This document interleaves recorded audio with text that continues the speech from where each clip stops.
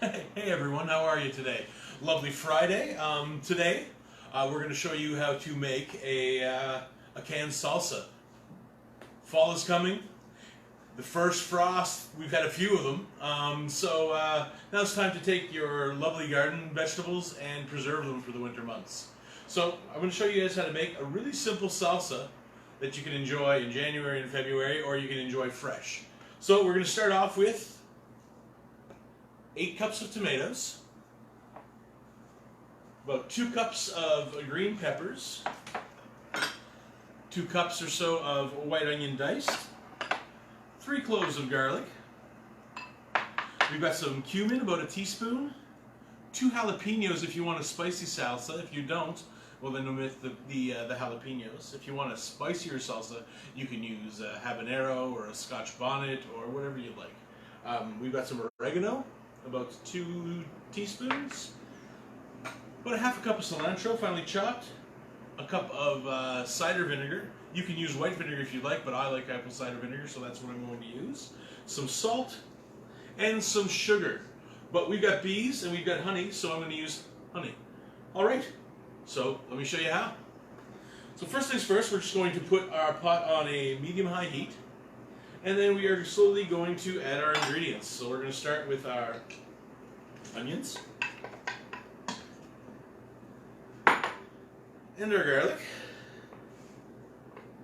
Now we don't really want to brown all of this, we just want to bring it together, make it nice and warm, and let all the flavors marry a little bit. And then make sure that the mixture is nice and hot before it goes into the hot water bath. Alright, so just add everything together.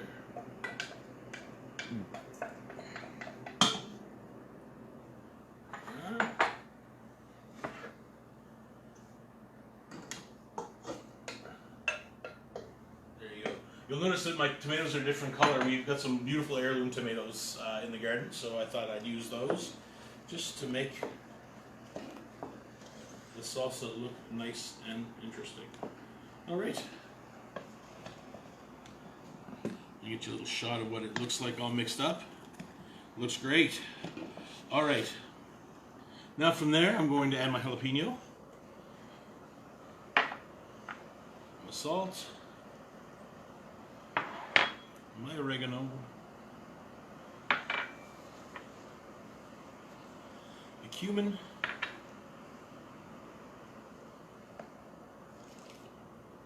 the vinegar. The reason why we're adding vinegar is because tomatoes aren't as acidic as they used to be, and then to ensure and to make sure that we don't get anything like botulism or things like that into our things, we want to up the acidity. Upping the acidity will kill anything that may or may not be lurking in the jars, along with making sure that everything is nice and clean and sterile. We'll get to that in a minute when we come to canning everything. Alright, so that's looking really good. Alright, we're going to add... Now, you don't have to add the sugar or honey if you don't want to, but I think it'll be tasty. Add this lovely honey.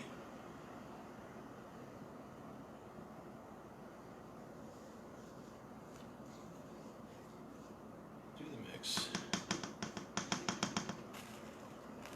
And there we go. Perfect.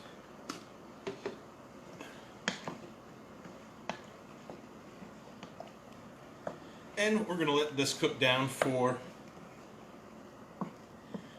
10 to 15 minutes. Make sure that everything gets nice and soft. And then just before we're about to put it into the jars, we'll add the cilantro and give it a good mix. That way we're not going to overcook it.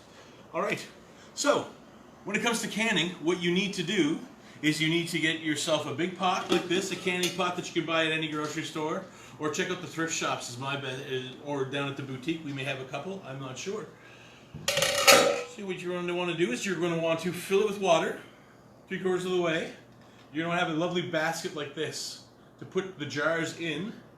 If you don't have a basket like this, all you need to do is grab yourself a tea towel, line the bottom of your pot, then add your water, and then bring it up to a boil. The reason why you want your cloth in the bottom is so that your jars don't rattle around and knock together, and it'll reduce the risk of them breaking when they're in the water bath. Now the water bath serves as two purposes. One is to give it a little extra cook on the stuff that you're putting in, and number two is to seal your jar. So what it's doing is it's pushing all the air out of the jars to ensure a proper seal. Okay. Now when it comes to jars, what you're going to want to do is you want to take any jar that you have. I recommend using a mason jar. I like the wide mouth masons. They're easier to get into, but if you don't have these, no big deal. Just use the regular mason jars.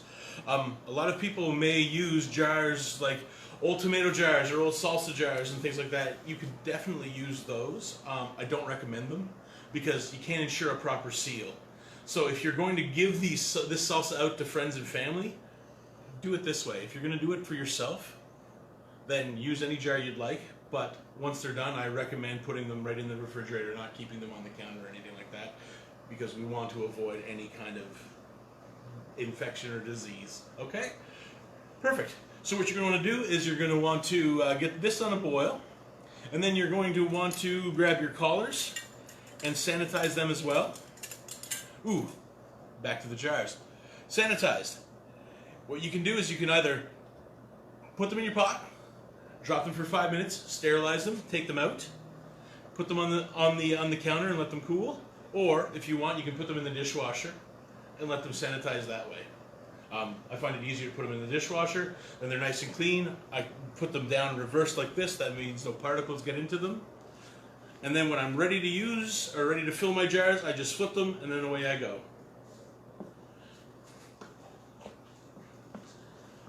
Our salsa's starting to look really, really good and smell really, really nice. So, there we go. Do we have any questions at this time, Shanna? No. No? Perfect. Tony says yummy. Tony says yummy? Well... And Carol just says you can also use the oven. You can use the oven, Carol, but I find it very dangerous using the oven because it's just very... I find it dangerous. It's a lot easier to do it this way. I know that when I was a kid and my grandmother used to do things in the oven, we weren't allowed in the kitchen anywhere because you never know, you can grab it with a pair of tongs and it can blow up. So I always suggest doing it just in your water bath. Alright, so I'm looking for a fairly firm and crunchy salsa, so I'm not going to take it the full 15 minutes and I'm not going to totally cook it out. But what I wanted to really do is just make sure that all these flavors marry really, really well. So what I'm going to do now is I'm going to taste it.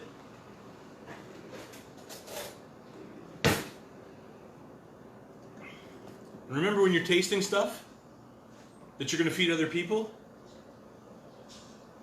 Never dip it in and then taste. Always grab the spoon that you're stirring with and put it onto the spoon that you're tasting with. And that way there's no cross-contaminations. That's nice. I like the seasoning. I'm just going to turn the heat off on that. Add my cilantro. And give it a good stir.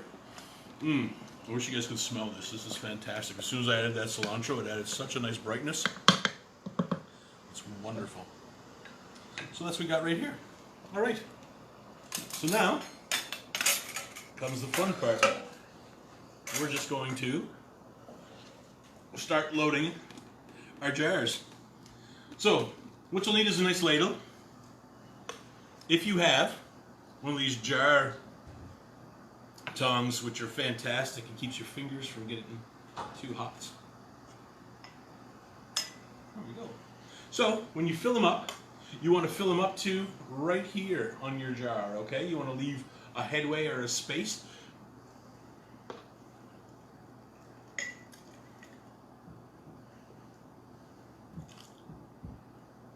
we go. Perfect.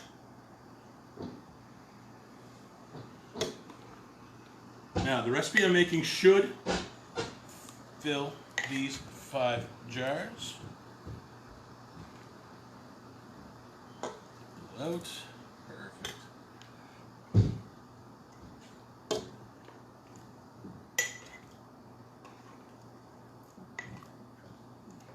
Trina says she just washes hers and rinses with hot water.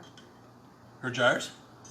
You can, but again, you go that extra little step, Trina, just to ensure sanitation, and then that way you don't have to worry about botulism. And that's the scariest thing about canning, is getting botulism or things like that, especially with tomatoes and garden things. So, but again, if you're just doing it for yourself and you're not handing it out, then, and it works for you, then that's great. All right. I have enough for 6 jars here, but I only took out 5, so we're only going to do 5 today. And then I'll just cool the rest of this salsa off, and we will have it for lunch with the volunteers today in the kitchen. All right. So before we put the seals and the collar on, you're going to want to wipe the top and inside a little bit to make sure that there is nothing stopping that seal from happening. I'm going to put the cover back on this and make sure it's on high, and we'll bring that up to a boil and we'll get that going as well.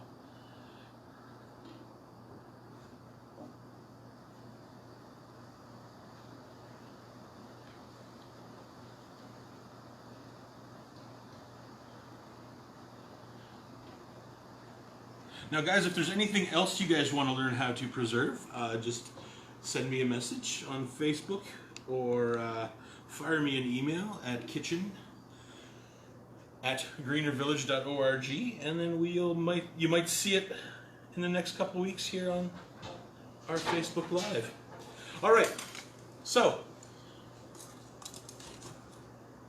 I've got the collars, and make sure that the collars are nice and warm. And we're just going to lay the tops on like so.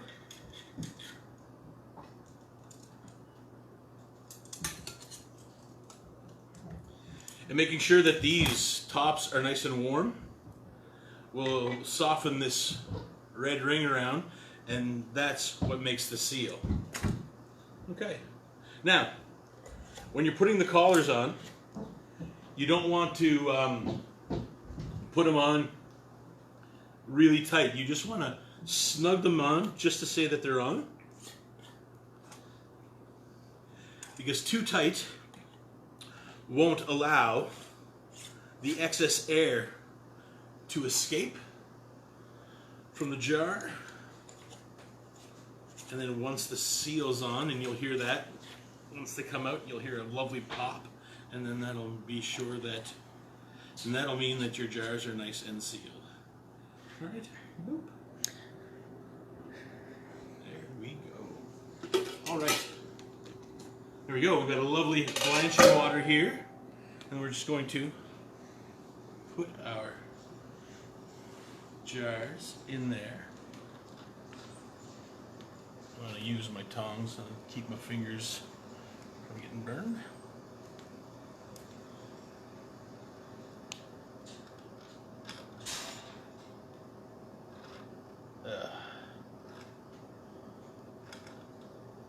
Actually, I'm just going to put that right down like this. It'll be so much easier.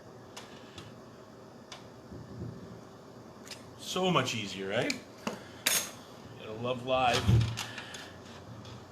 There you go, perfect. There we go.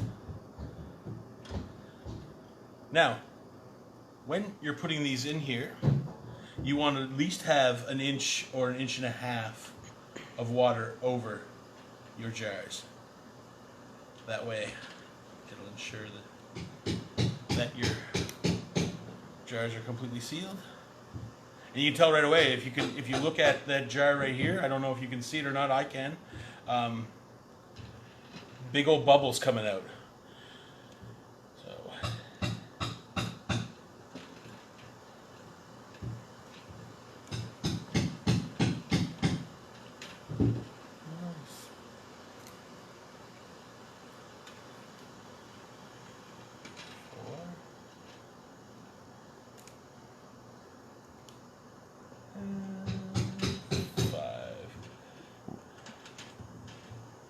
Now when you're putting these in here too, you want to make sure that there's enough space between them.